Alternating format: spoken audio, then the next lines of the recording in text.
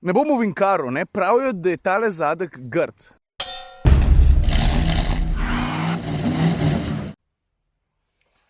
Čakam, da dež neha. Tukaj v Lukovci sem mamina garaža. Zunaj ščije, mislim, da bo počasi nehal. A table si videl? Tamle gor so že vsaj od leta 96, 97. Tale je ena res old school Avtomoto zveza Slovenije vlečna služba pomoč informacije. Od zgodnjih 90-ih pa tja do konca 90-ih so uporabljali takle vrste napis. Tale je pa tok old school, da bolj že skoraj ne more biti. Pazi to, služba pomoč informacije uporablja fička že od leta 1963. Pokličemo ga lahko iz najbližjega telefona, zavrteti moramo številko 987. A veš, naša hiša je tako, da kamorkoli greš, skoraj katerkoli prostor, boš najdel nekaj od AMZS-ja.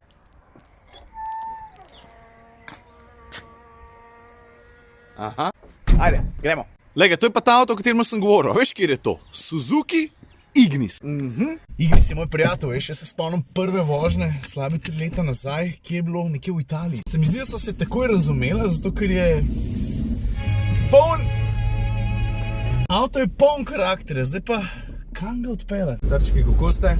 Tlele bo kar v redu. Samo še tlele pod avtocesto nisem šel pa še nikoli z avtom, ki ne bi bil vsaj na 20 cm oddaljen od tala. Kva, zmoremo to?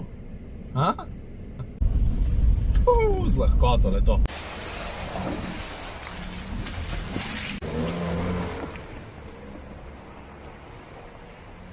Veš, od Ignisa Trebuh je 18 centi oddaljen od podlage. To ni ful velik.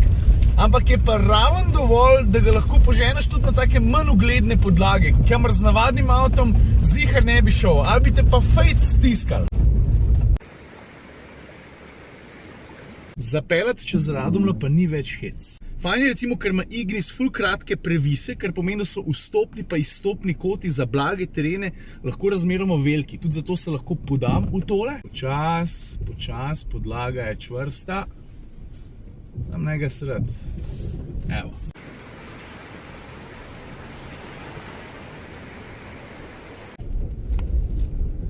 Pa nazaj ven.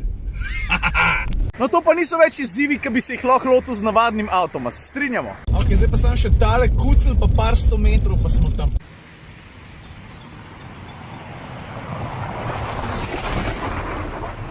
Evo, tukaj smo, Luštenplac, ne, pa še avto, Vin je pri Moravčah tamle zadnji. Ok, gremo lepo po vrst. Tlej, Suzuki Ignis je dolg sam 3,7 metra. Je pa tudi zelo poseben. Ponovadi se ljudje zataknejo predvsem tukaj, lej, pri zadku, ker pravijo, da je... Ne bom ovinkaril, ne, pravijo, da je tale zadek grd. Ampak meni je tako všeč, zato ker je ravno zaradi oblike ta avto fejst poseben, prepoznaven in se mi zdi, da je Suzuki ravno s tem skokom v predrznost, z izletom v deželo We don't give a fuck zadev v polno. Veš, take vrste samozavest je meni ful všeč, še posebej, če je podprta z oranko vsebino in ta avto ima kar nekaj. Lej, za začetek ima kupenih asistenčnih sistemov, je v bistvu kar brihten, podoben kot Swift. Pa spet je dež začel padati. Pa gremo kar v kabino, glede na to, koliko je avto kratek, je prostora precej. Dobar, pozna se, da je avto razmeroma ozek, da se zlahka dotaknem sopotniške šipe, to že nekaj pove, ker jaz sem bolj T-Rex, veš. Pa dobro, v prvi vrsti itak ne srečaš doskrat avto, ki bi bil ful mal prostora, ampak pogremo po drugo vrst. Stari, ne vem, kaj naj ti rečem, tukaj zadnji ne bi smel biti toliko placa, pa ga je ful. Vidiš, koliko je za kolena, kratke nogce gor, pa dol. A veš, mali igra vlogo tudi to, da je medosna razmeroma dolga 2,4 metra, pa še mal čez, no pa prijemo pa do kufra. Lej, tole, kar vidiš, so v osnovi 204 litri prostornine. Ma pa ta avto vse en manjši trik. In ta trik je vzdolžno pomična klop, ki se premakne koliko za 12-13 cm.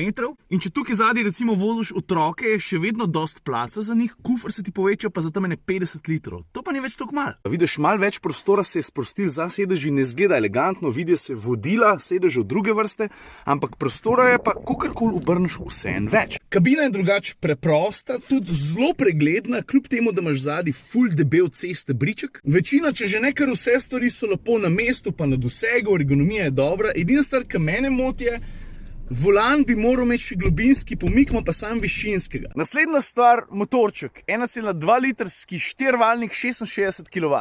To je edini motor, ki je na voljo za ta avto. Je pa poraba predvsem glede na zmogljivosti zgledna. Le jaz sem se s tem avtom veliko krog prevozil. Tudi avtoceste, veliko mesta, veliko vsega. Je le več kot 6 ni šlo, 5,5 povprečje. Tudi zato, ker je avto dosti lahek. Pri AMZS, pri Motor-reviji so se pa recimo fejst potrudili, pa so se vozili s porabo tudi pod 5 litri. To je kar dobro.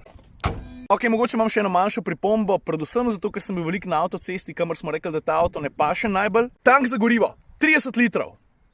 Mogoče bi bilo fajn, če bi imel dodatnih 5. Če bi jih imel pa 40, to bila pa že perverzija. Ok, za konc pa kako se pele. Par stvari, kar se blagega brezpotja tiče, sem že pokazal, tako da tukaj mislim, da smo razčistili. Kar se pa vožnje po asfaltu tiče, stari, jaz moram reči, da je avto presenetljivo čvrst, ampak če potegnem pa črto, pa ocenim vozne lastnosti, moram pa reči, da sem z njimi zelo zadovoljen. Ima rad tudi uvinke in se mi zdi dober kombo, no. Suzuki je tudi dober po štimu. Se vidi, da imata veliko skupnega s Swiftom, recimo. Drugač pa te glaven dejavnik pri majhnih avtih vemo, kaj je, ne? Cena. Stari lej, dosti ne pameti, 4x4 pogon, 18 centi odstal in Suzuki zato hoče koliko? Dobrih 13 jurjev. Price performance, če vzameš upoštev 4-kolesen pogon, je to kar orang paket. Sam so lepi konci kle, ne? To je koliko? 3 minute pa pol iz Lukovce, tukaj se gre na Limbarsko. Veš, kaj piše? Ja, nač, to je to, prav. Pa še ena stvar, ne? Tale kamera, ki prikazuje vzvratno vožnjo, good stuff.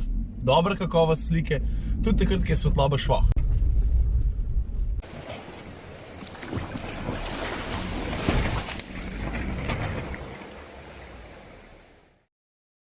Preden zaključim, sem se pa spomnil še en tak slogan na drugo žogo. Suzuki Ignis. An kamor ne gre, ampak pride pa povsod. Ne, ni. Da, meni si smešen zdaj. Ajde.